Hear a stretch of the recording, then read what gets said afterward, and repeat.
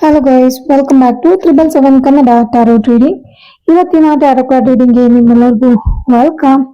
ಇವತ್ತಿನ ಒಂದು ರೀಡಿಂಗ್ ಅಲ್ಲಿ ಈ ಒಂದು ಪರ್ಸನ್ ನಿಮ್ಮನ್ನ ಪ್ರೀತಿಸ್ತಾ ಇದ್ದಾರ. Okay, are they loving you ಅಂತ ಹೇಳಿ ಒಂದು ರೀಡಿಂಗ್ ಮಾಡ್ತಾ ಇದ್ದೀನಿ. ತುಂಬಾನೇ ಇಂಟ್ರೆಸ್ಟಿಂಗ್ ಆಗಿರುವಂತ ರೀಡಿಂಗ್, ಎಲ್ಲಿ ಮಿಸ್ ಮಾಡ್ದೆ ಎಂಡ್ವರೆಗೂ ನೋಡಿ.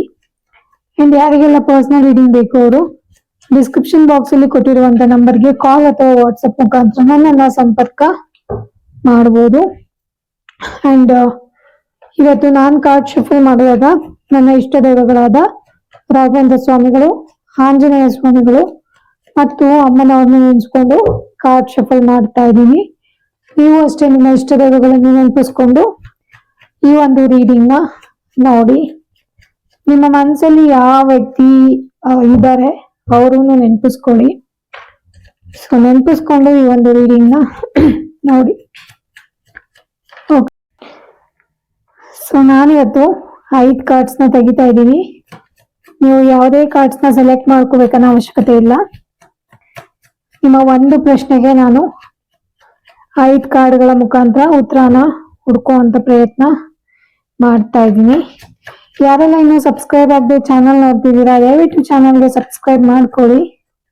ಸೊ ನೋಡೋಣ ಈ ಒಂದು ಪರ್ಸನ್ ನಿಮ್ಮನ್ನ ನಿಜವಾಗ್ಲೂ ಪ್ರೀತಿ ಮಾಡ್ತಾ ಇದ್ದಾರ ಅಂತ ಹೇಳಿ, ಅಥವಾ ಅವ್ರ ಮನಸ್ಸಲ್ಲಿ ನಿಮ್ ಬಗ್ಗೆ ಏನಿದೆ ಅಂತ ಹೇಳಿ ನೋಡೋಣ. ಓಕೆ,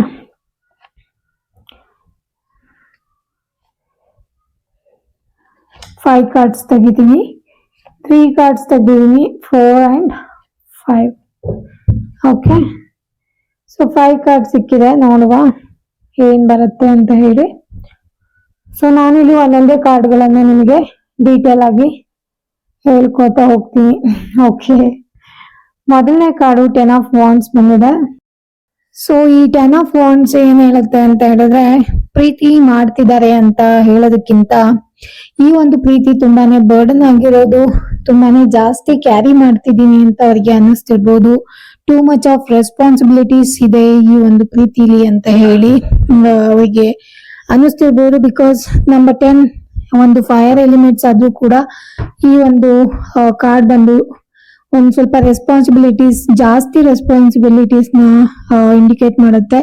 ಮೇ ಬಿ ಅವರು ನಿಮ್ಮನ್ನ ಪ್ರೀತಿಸ್ತಾ ಇರೋದು ಕೂಡ ಒಂದು ತುಂಬಾನೇ ಹಾರ್ಡ್ ಆಗಿರೋ ರೆಸ್ಪಾನ್ಸಿಬಿಲಿಟೀಸ್ ಅಂತ ಅನ್ಕೊಂಡಿರ್ಬೋದು, ಅಥವಾ ಲಾಟ್ ಆಫ್ ವರ್ಕ್ ಮಾಡ್ಬೇಕು ಈ ರಿಲೇಶನ್ಶಿಪ್ ನ ಉಳಿಸ್ಕೊಳ್ಳೋದಕ್ಕೆ ಅಂತ ಕೂಡ ಆ ವ್ಯಕ್ತಿ ಫೀಲ್ ಮಾಡ್ತಾ ಇರ್ಬೋದು.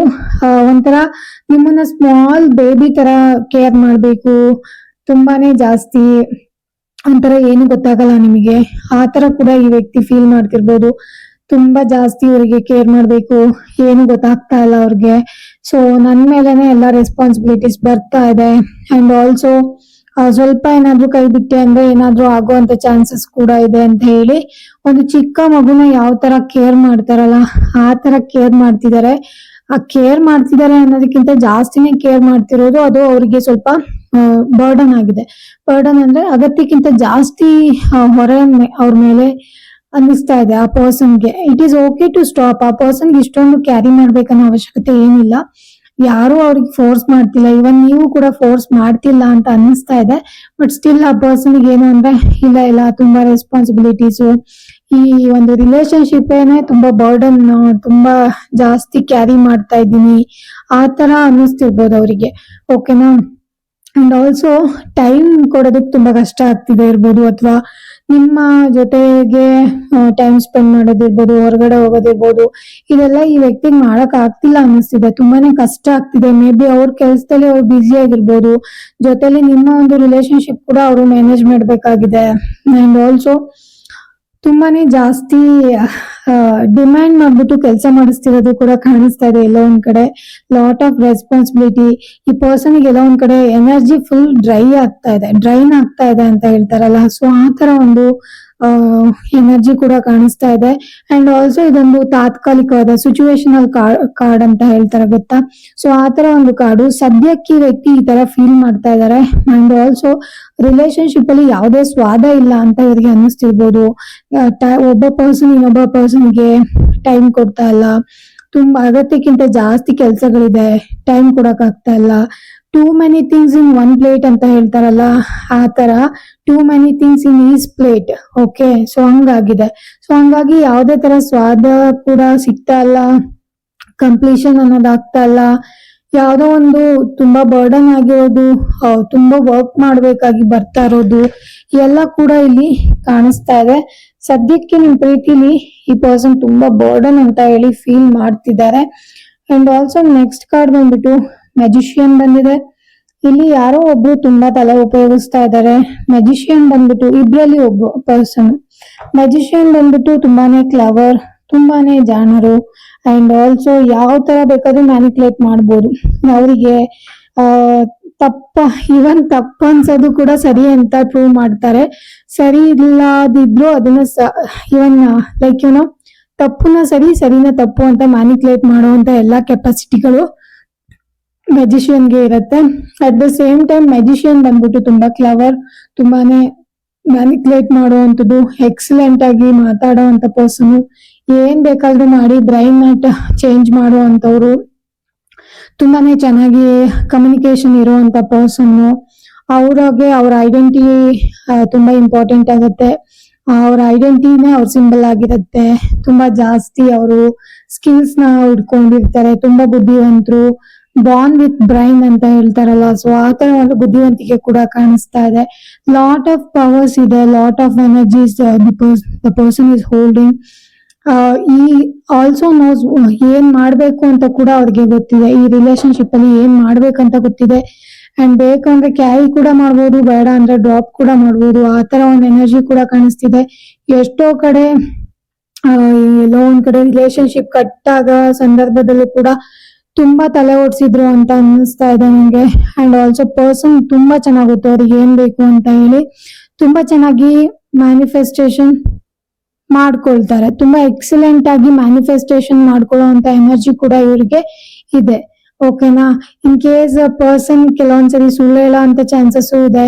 ಯಾವ್ದನ್ನ ನಂಬಿಸಕ್ ಹೋಗಿ ಅಥವಾ ಏನಾದ್ರೂ ನಿಮಗೆ ನಿಮ್ ಜೊತೆ ಅಪ್ರಿಶಿಯೇಟ್ ತಗೋಬೇಕು, ನಿಮ್ಮ ಹತ್ರ ಅಪ್ರಿಶಿಯೇಟ್ ತಗೋಬೇಕು ಅಂತ ಹೇಳಿದ್ರೆ ಅಲ್ಲೂ ಕೂಡ ಸುಮಾರು ಸುಳ್ಳು ಹೇಳೋವಂಥದ್ದು ಅಥವಾ ಏನೋ ಒಂದು ಮ್ಯಾನಿಪುಲೇಟ್ ಮಾಡಿ ಹೇಳೋವಂಥದ್ದು, ಆ ಕ್ಷಣಕ್ಕೆ ನಿಮಗೆ ಸಮಾಧಾನ ಮಾಡೋಕೆ ಏನಾದ್ರೂ ಒಂದು ಹೇಳೋವಂಥದ್ದು, ಕೆಲವೊಂದ್ಸರಿ ಡ್ಯುಯಲ್ ಮೈಂಡ್ ಸೆಟ್ ಅದು ಕೂಡ ಕಾಣುತ್ತೆ. ಅಂದ್ರೆ ಲೈಕ್ ಇದೊಂಥರ ನಿಮ್ಮನ್ನ ಅರ್ಧಾಂಗಿ ಅಂತ ಅನ್ಕೊಂಡ್ರು ಕೂಡ ನಿಮ್ಮನ್ನ ಕಾಂಪ್ರಮೈಸ್ ಮಾಡೋಕೆ ಅಥವಾ ನಿಮ್ಮ ಹತ್ರ ಶಬಾಷ್ಗಿರಿ ತಗೊಳ್ಳೋದಕ್ಕೆ ಮ್ಯಾನಿಪುಲೇಟ್ ಕೂಡ ಮಾಡ್ಬೋದು, ತಲೆ ಉಪಯೋಗಿಸ್ಕೋಬಹುದು. ತುಂಬಾ ಕಮ್ಯುನಿಕೇಶನ್ ಸ್ಕಿಲ್ ಇರೋವಂಥವ್ರು ಮ್ಯಾಜಿಷಿಯನ್ ಏನ್ ಬೇಕಾದ್ರೂ ಮಾಡ್ಬೋದು.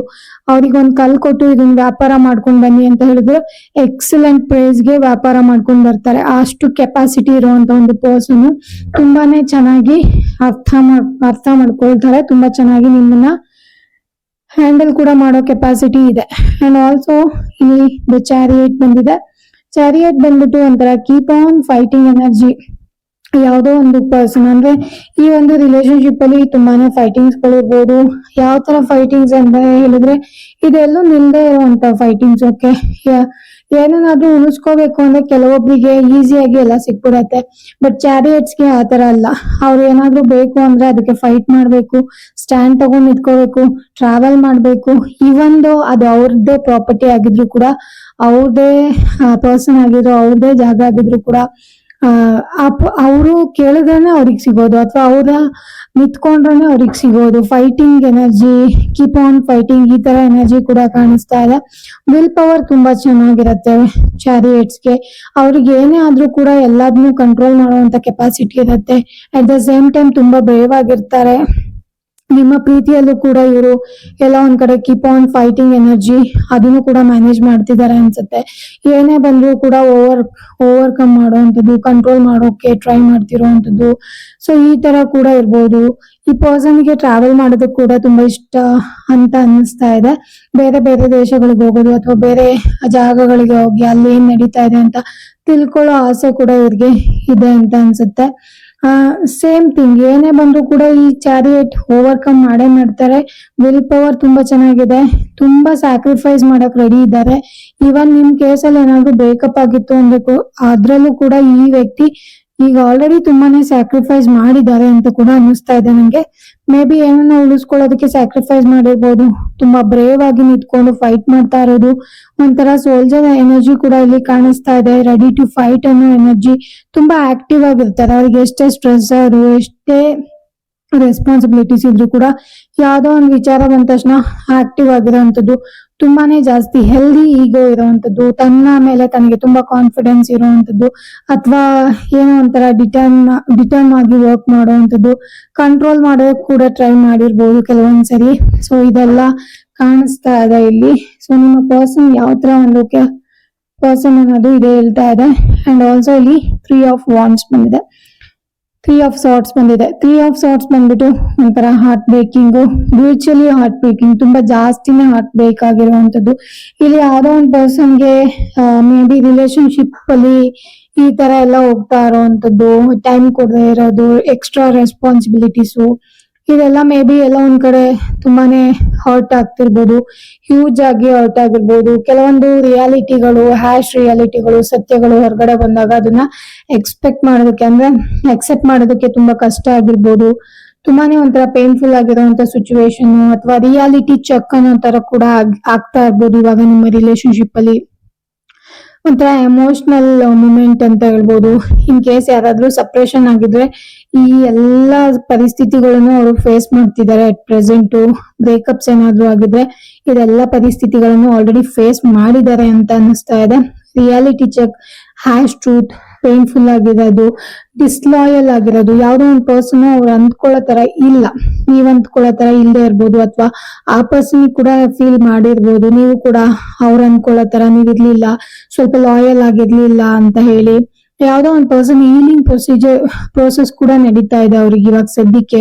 ತುಂಬಾನೇ ಪೇನ್ಫುಲ್ ಆಗಿತ್ತು ಅನ್ಸತ್ತೆ ಯಾವ್ದೋ ಒಂದು ಸಿಚುವೇಶನ್ ನಿಮ್ಮಿಬ್ರ ಮಧ್ಯೆ, ಯಾವ್ದೋ ಒಂದು ಬ್ಯಾಟಲ್ ಆಗಿರ್ಬೋದು, ಫೈಟ್ ಆಗಿರ್ಬೋದು, ವರ್ಚುವಲಿ ಹರ್ಟ್ ಆಗಿರುವಂತದ್ದು, ಡಿಸಪಾಯಿಂಟ್ಮೆಂಟ್ ಗಳು, ಹಾರ್ಟ್ ಬ್ರೇಕ್ಸ್ ಗಳು, ಮೇಜರ್ ಬ್ಯಾಟಲ್ಸ್ ಗಳು, ಮೇಜರ್ ಆಗಿ ವರ್ಚುವಲಿ ಹರ್ಟ್ ಆಗಿರುವಂತದ್ದು, ಲಾರ್ಡ್ ಆಫ್ ಡ್ರಾಮಾಸ್, ಕ್ವಾರಲ್ಸ್ ತುಂಬಾನೇ ಜಾಸ್ತಿ ನಡೆದಿರುವಂತದ್ದು.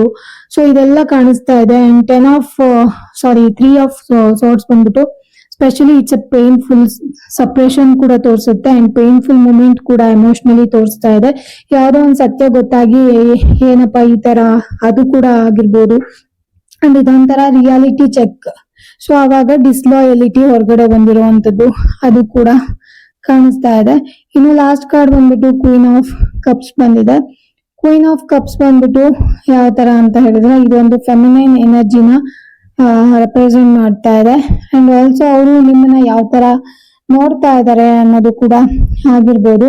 ಮೇ ಬಿ ಆ ಪರ್ಸನ್ ನಿಮಗೆ ಒಂದು ತಾಯಿ ರೂಪದಲ್ಲಿ ನೋಡ್ತಿರ್ಬೋದು, ಅಥವಾ ನೀವು ಕೊಡುವಂತ ಪ್ರೀತಿ ಎಲ್ಲೂ ಸಿಗಲ್ಲ. ಒಂದು ಮನೇಲಿ ತಾಯಿ ಯಾವ ತರ ಮಕ್ಕಳಿಗೆ ಪ್ರೀತಿ ಮಾಡ್ತಾರಲ್ಲ, ತುಂಬಾ ಕೇರ್ ಮಾಡಿ, ಏನು ಎಕ್ಸ್ಪೆಕ್ಟೇಷನ್ ಇಲ್ದಲೆ ಆ ತರ ನೀವು ತುಂಬಾ ಕೈಂಡ್ ಆಗಿ ಅವ್ರಿಗೆ ಪ್ರೀತಿ ಅನ್ನೋದನ್ನ ಕೊಟ್ಟಿರ್ಬೋದು.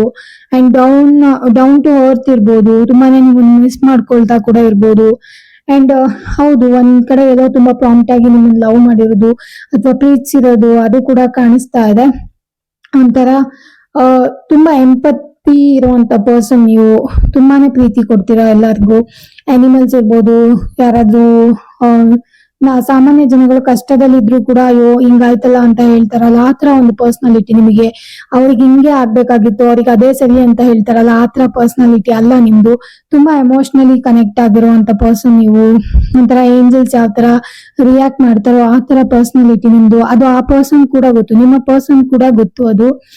ಅಂಡ್ ನಿಮ್ ಬಗ್ಗೆ ನಿಮ್ ಜೊತೆ ಯಾವುದೇ ತರ ತಲೆ ಉಪಯೋಗಿಸ್ಕ ಮ್ಯಾನಿಕ್ಯುಲೇಟ್ ಮಾಡಿ ಏನೇ ಮಾಡಿದ್ರು ಕೂಡ ನಿಮ್ಮ ಪರ್ಸನಾಲಿಟಿ ಏನು ಅಂತ ಆ ಪರ್ಸನ್ ಗೊತ್ತು. ನೀವು ಡೀಪ್ ಇನ್ಸೈಡ್ ಯಾವ ತರ ಪರ್ಸನ್, ಯಾವ ತರ ವ್ಯಕ್ತಿತ್ವ ಹೊಂದಿದ್ದೀರಾ ಎಲ್ಲ ಗೊತ್ತು. ಎಷ್ಟು ಕ್ರಿಯೇಟಿವ್ ಆಗಿದ್ದಾರಾ, ನೀವೆಷ್ಟು ಟ್ರಸ್ಟ್ ವರ್ತಿ, ಯಾವ ತರ ನೀವು ಅಟೆನ್ಷನ್ ಕೊಡ್ತೀರಾ, ಎಷ್ಟು ಚೆನ್ನಾಗಿ ನೀವು ಹಾಸ್ಪಿಟಾಲಿಟಿ ಕೊಡ್ತೀರಾ, ನೀವು ಎಷ್ಟು ಚೆನ್ನಾಗಿ ನೋಡ್ಕೊಳ್ತೀರಾ, ಎಷ್ಟು ಒಳ್ಳೆ ಹೀಲರ್ ನೀವು, ಎಲ್ಲ ಕೂಡ ಗೊತ್ತು ಆ ಪರ್ಸನ್ಗೆ. ಸೊ ನಿಮ್ಮ ಮೇಲೆ ಒಂದು ಒಳ್ಳೆ ಭಾವನೆ ಕೂಡ ಇದೆ. ಲೇಡಿ ಮೋರ್ ಆಫ್ ಲವ್ ಅಂತ ಹೇಳ್ತಾರಲ್ಲ, ಆ ತರ ಒಂದ್ ಸ್ವಲ್ಪ ಅವಾಗ ನೀವು ವಾಟರ್ ಎಲಿಮೆಂಟ್ಸ್ ಇರೋದ್ರಿಂದ ಚೇಂಜ್ ಆದ್ರೂ ಕೂಡ ತುಂಬಾನೇ ಪ್ರೀತಿನ ಎಲ್ಲಾರ್ಗೂ ಕೊಡ್ತೀರಾ. ಒಂಥರ ಮದರ್ಲಿ ಎನರ್ಜಿ, ಒಂಥರ ಮೆಚೂರ್ಡ್ ಎನರ್ಜಿ ನಿಮ್ದು. ಮದರ್ ಯಾವ ತರ ಮಕ್ಳನ್ನೆಲ್ಲ ಕೇರ್ ಮಾಡ್ತಾರೆ, ನಮ್ಮ ಮನೆ ಎಲ್ಲ ಚೆನ್ನಾಗಿರ್ಬೇಕು ಅಂತ ಹೇಳಿ. ಸೊ ಆತರ ಒಂದು ಎನರ್ಜಿ ಇರುವಂತ ಪರ್ಸನ್ ನೀವು. ಒಂದು ತುಂಬಾನೇ ಬ್ಯೂಟಿಫುಲ್ ಆಗಿರುವಂತ ರೆಸ್ಪೆಕ್ಟ್ ನಿಮ್ ಮೇಲಿದೆ ಅವರಿಗೆ. ನೀವಂದ್ರೇನೆ ಸಾಕು ಅವರಿಗೆ. ಎಲ್ಲ ಒಂದ್ ಕಡೆ ನೀವು ತೋರಿಸಿರುವಂತ ಲಾಯಲ್ ಪ್ರೀತಿ ಎಲ್ಲ ಅವರಿಗೆ ನೆನಪು ಬರುತ್ತೆ. ಕೆಲವೊಂದು ರಿಯಾಲಿಟಿ ಚೆಕ್ ಎಲ್ಲ ಆಗಿರೋ ತರ ಇದೆ ಪ್ರೀತಿಯಲ್ಲಿ. ತುಂಬಾ ಕೀಪ್ ಆನ್ ಫೈಟಿಂಗ್ಸ್ ಎಲ್ಲ ಇದೆ ಅಂಡ್ ತುಂಬಾ ಮ್ಯಾನಿಪುಲೇಟ್ ಮಾಡಿರುವಂತದ್ದು. ಪ್ರೀತಿನ ಒಂದು ಬರ್ಡನ್ ತರ ಒಂದು ಪರ್ಸನ್ ಕ್ಯಾರಿ ಮಾಡ್ತಾ ಇರೋದು ಇಬ್ರು. ಎಲ್ಲ ಮಿಕ್ಸ್ಡ್ ಫೀಲಿಂಗ್ಸ್ ಬಂದಿದೆ. ಹೋಪ್ಫುಲಿ ಎಲ್ಲ ಒಂದ್ ಕಡೆ ಆ ಪರ್ಸನ್ ತುಂಬಾ ಗೌರವ ಇದೆ, ನಿಮ್ ಬಗ್ಗೆ ತುಂಬಾ ಪ್ರೀತಿ ಇದೆ, ಕಾಳಜಿ ಇದೆ, ನೀವ್ ಯಾರು ಅಂತ ಗೊತ್ತಿದೆ. ಸ್ಪೆಷಲಿ ನಿಮ್ಮ ವ್ಯಕ್ತಿತ್ವನ ಗುರ್ತಿಡ್ದಿದ್ದಾರೆ, ಅದಕ್ಕಿಂತ ಇನ್ನೇನ್ ಬೇಕು ಹೇಳಿ. ಸೊ ಡೆಫಿನೆಟ್ಲಿ ನಿಮ್ಮ ಲವ್ ಇರುತ್ತೆ. ಒಂದ್ ಮದರ್ಗೆ ನಿಮ್ಮನ್ನ ಹೋಲಿಕೆ ಮಾಡಿದ್ದಾರೆ ಅಂದ್ರೆ ಆಬ್ವಿಯಸ್ಲಿ ನಿಮ್ಮನ್ನ ಇಷ್ಟಪಟ್ಟು ಪ್ರೀತಿ ಮಾಡಿರ್ತಾರೆ. ಪ್ರೀತಿ ಅನ್ನೋದಂತೂ ಇರುತ್ತೆ ಇಲ್ಲಿ. ಸೊ ಯಾರನ್ನು ಸುಮ್ನೆ ತಾಯಿಗೆ ಯಾರ್ಯಾರನ್ನೋ ತಗೊಂಡೋಗಿ ಹೋಲಿಕೆ ಮಾಡಲ್ಲ. ಸೊ ಅಲ್ಲಿ ನಿಮ್ಮನ್ನ ಹೋಲಿಕೆ ಮಾಡಿದ್ದಾರೆ ಅಂದ್ರೆ ಡೆಫಿನೆಟ್ಲಿ ಆ ಪರ್ಸನ್ ನಿಮ್ಮನ್ನ ರೆಸ್ಪೆಕ್ಟ್ ಮಾಡ್ತಿದ್ದಾರೆ, ಲವ್ ಕೊಟ್ಟಿದ್ದಾರೆ ಅಂತ ಹೇಳಿ. ಸೊ ಇದು ಇವತ್ತಿನ ಒಂದು ಗೈಸ್ ರೀಡಿಂಗ್ ಆಗಿತ್ತು ಗೈಸ್. ಹೋಪ್ಫುಲಿ ನಿಮಗೆ ಈ ರೀಡಿಂಗ್ ತುಂಬಾನೇ ರೆಸೊನೇಟ್ ಆಯ್ತು ಅಂತ ಅನ್ಕೊಂಡು ಈ ವಿಡಿಯೋನ ಮುಗಿಸ್ತಾ ಇದೀನಿ. ಇನ್ ಕೇಸ್ ಈ ವಿಡಿಯೋ ರೆಸೊನೇಟ್ ಆಗಿಲ್ಲ ಅಂದ್ರೆ ಒಂದು ನಾರ್ಮಲ್ ರೀಡಿಂಗ್ ತರ ಇದನ್ನ ನೋಡಿ ಎಂಜಾಯ್ ಮಾಡಿ. ಮತ್ತೆ ಯಾರಿಗೆಲ್ಲ ಪರ್ಸನಲ್ ರೀಡಿಂಗ್ ಬೇಕು ಅವರು ಡಿಸ್ಕ್ರಿಪ್ಷನ್ ಬಾಕ್ಸ್ ಅಲ್ಲಿ ಕೊಟ್ಟಿರುವಂತ ನಂಬರ್ಗೆ ಕಾಲ್ ಅಥವಾ ವಾಟ್ಸ್ಆಪ್ ಮುಖಾಂತರ ನನ್ನ ಸಂಪರ್ಕ ಮಾಡಬಹುದು. ಮತ್ತೆ ವಿಡಿಯೋನ ಸಂಪೂರ್ಣವಾಗಿ ನೋಡಿದಕ್ಕಾಗಿ ಧನ್ಯವಾದಗಳು. ಸಬ್ಸ್ಕ್ರೈಬ್ ಮಾಡದೆ ನೋಡ್ತಿದ್ರೆ ಸಬ್ಸ್ಕ್ರಿಪ್ಷನ್ ಮಾಡ್ಕೊಳ್ಳಿ. ಪಕ್ಕದಲ್ಲಿರುವಂತ ಬೆಲ್ ಐಕಾನ್ ಕೂಡ ಆನ್ ಮಾಡ್ಕೊಳ್ಳಿ. ಸೊ ದಟ್ ನಾನು ಮಾಡುವಂತ ಎಲ್ಲ ಹೊಸ ವಿಡಿಯೋಗಳ ಅಪ್ಡೇಟ್ಸ್ ಗಳು ನಿಮಗೆ ಮೊದಲನೇ ಬಂದು ತಲುಪುತ್ತೆ. ನೀವು ಯಾವುದೇ ಟಾಪಿಕ್ಸ್ ನ ಮಿಸ್ ಮಾಡ್ಕೊಳ್ಳಲ್ಲ. ವಿಡಿಯೋನ ಸಂಪೂರ್ಣವಾಗಿ ನೋಡೋದಕ್ಕಾಗಿ ಧನ್ಯವಾದಗಳು. Thank you guys.